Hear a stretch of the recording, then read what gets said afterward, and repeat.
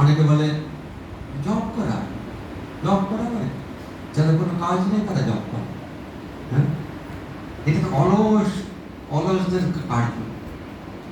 তাই একবার এসে বসে 16 মালা জব করা, 2 মালা, 1 মালা যদি বসে স্থিরভাবে জব কেউ করতে পারে, খুব কঠিন। যারা করেন তারাই বুঝতে পারেন যে এই একনিষ্ঠভাবে 1 মালা জব করা কত কঠিন। মন বিভিন্ন দিকে ধাবিত হচ্ছে, ভক্তরা সেটা বুঝতে পারে। এই বিষয়ে ভক্তরাই আলোচনা করেছেন। সংসারে করে মিশে গেল কার, লাভ না হইলে কিছু ঘটিলে জঞ্জাল। কিছু লাভ হলো না, শুধুমাত্র জঞ্জাল মানে আবর্জনায় লাভ হলো। কিসের সংসারে ছায়াবাজি কাজ, ইহাতে মমতা করি কোথা দিন যায়। ছায়াবাজি মানে কি? ছায়াবাজি সিনেমা, সিনেমা মানে সিনেমাতে আমরা দেখি কত কিছু দেখি। যখন দেখি যে হরে কৃষ্ণ ভিলে নায়ককে কষ্ট দিচ্ছে, হ্যাঁ, খুব খারাপ লাগে। আর যখন নায়কটা ভিলেনকে মারতে শুরু করে তাহলে খুব ভালো লাগে। তারপরে কোনো কিছু দুঃখের সিন দেখি, তখন কি হয়, চোখ দিয়ে জল পড়ে। হ্যাঁ, একটা আনন্দের সিনে হাত পা ছুটতে থাকে, কেউ সিটি বাজাতে থাকে, মানে আনন্দের উচ্ছ্বাস। এই এরকম এই জগতে সংসার করে পিছের সংসারে ছায়াবাজি প্রায় সিনেমার মতো। সিনেমাতে হয় না কত কিছু, যেমন আমার কথাই বলি, এই টোটা গোপীনাথে পুরী পরিক্রমাতে নাটক হয়, হতো আগে। তো সেখানে মহাপ্রভু নিত্যানন্দ প্রভু কিভাবে গদাধর পণ্ডিতের সেই আঙিনায় এসেছিলেন, টোটাতে এসেছিলেন এবং কিভাবে প্রসাদ গ্রহণ করেছেন, নাটকটা ভাব করি। আমাকে ওইখানকার মহারাজ বলছেন, তুমি কখনো, তুমি কি নিজেকে মহাপ্রভু ভাবছো? আমি বলছি না না, মহাপ্রভু ভাবছি। হ্যাঁ, খুব সাবধান থাকবে, খুব গুরুত্বপূর্ণ কথা। অনেক সময় এরকম আমি রাজা হয়ে গেছি, হ্যাঁ, আমি ওই হয়ে গেছি, সেই হয়ে গেছি। এটা কি ছায়াবাজি, সিনেমার মতো। হ্যাঁ, আমি ডাক্তার, মুক্তার, কত কিছু, হ্যাঁ, এই সেই মুখ্যমন্ত্রী, প্রধানমন্ত্রী বা আরো কত কিছু, ব্রহ্মা ইত্যাদি ইত্যাদি। এই জন্যে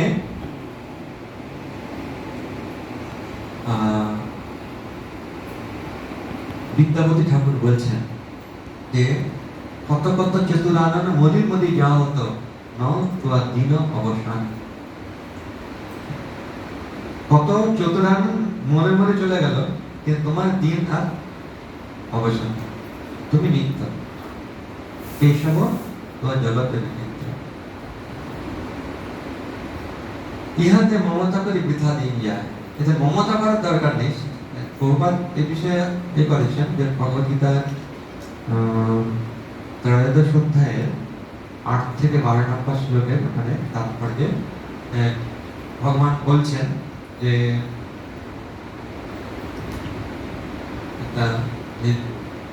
গৃহ বা এদের প্রতি আসক্তটা না হওয়ার জন্য বলেছেন। হ্যাঁ, আসক্তি অনুসঙ্গ পুত্র দ্বারা বিহাদেশ।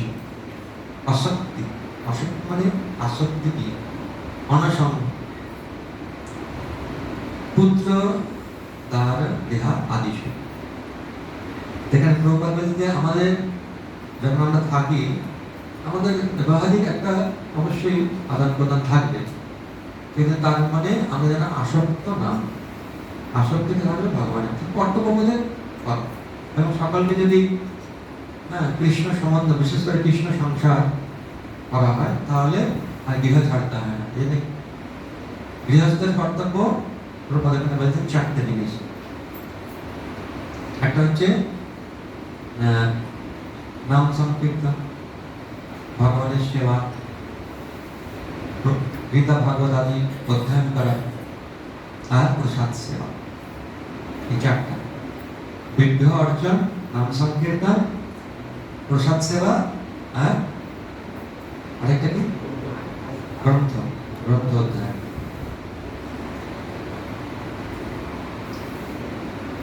এ দেহ পতন হলে কি রবে আমার, দেহ সুখ নাহি দেবে পুত্র করিবা।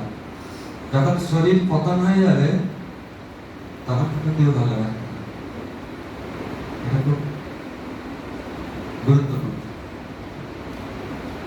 গর্ধবের মতো আমি করি পরিশ্রম, কারো আগে এত করে না বুঝিলাম ধাম।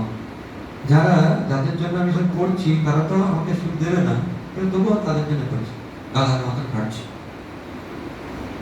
কার জন্য এত করছি, এত পরিশ্রম করছি, ধাম গেল বলে যাচ্ছে।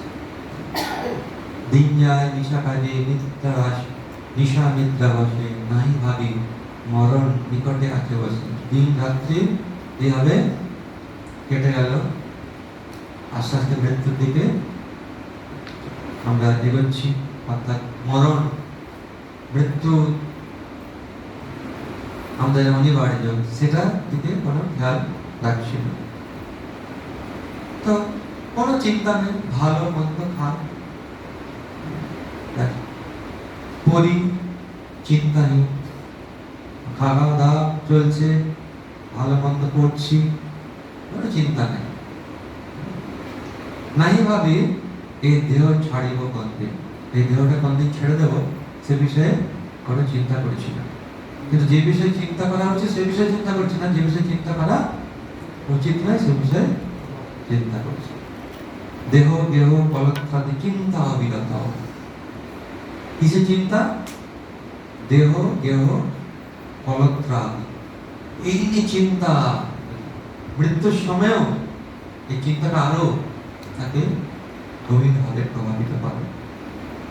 যা কিছু হৃদয়ের মোর বুদ্ধি করি হবে, হৃদয়ে তো ভগবানের চিন্তা করা উচিত, বা হৃদয়ে যে ভগবানকে ভালোবাসা আছে, ভগবানের যারা জন, বিষ্ণু জন, তাদের ভালোবাসা উচিত। তো সেই হৃদয়ে তাদের চিন্তা নেই। হায় হায় নাহি ভাবি অনিত্যই সব, জীবন বিগতের কথা রইবে বলিব। শ্মশানে শরীর মম পড়িয়া রহিবে, বিহঙ্গ পতঙ্গতায় দেহাত হইবে। শ্মশানে শরীরটা পড়ে থাকবে, কিন্তু এখন সেটাও হয় না। বিহঙ্গ পতঙ্গ ওদের কপাল খারাপ, কেননা ওরাও মহোৎসব করতে পারছে না। এখানে হচ্ছে কুকুর শিকাল সব আনন্দিত হয়ে মহোৎসব করিবে আমার দেহ লয়ে। ওরা মহোৎসব করতে পারছে না, মহোৎসব করা হচ্ছে এই সমস্ত অসৎ নেতারা। অসৎ নেতা মহোৎসব করে। অসৎ নেতা কাকে বলা হবে? না হ্যাঁ, জড় জড় বুদ্ধি না, হ্যাঁ জড় বুদ্ধি। যে দেহের গতি তার অনুগত, সংসার বৈভব আর বন্ধুজন যত। তো শেষে সিদ্ধান্ত হচ্ছে অতএব মায়া মোহ ছাড়ি বুদ্ধিমান, নিত্য তত্ত্ব কৃষ্ণ ভক্তি করুণা সম্ভব। এটা শুধু মানে খুব গভীর, আমাদের পুরো একদম জীবনের ইতিহাস এটা তুলে ধরে। আমাদের জীবনে কি করছি আমরা, কি করা উচিত।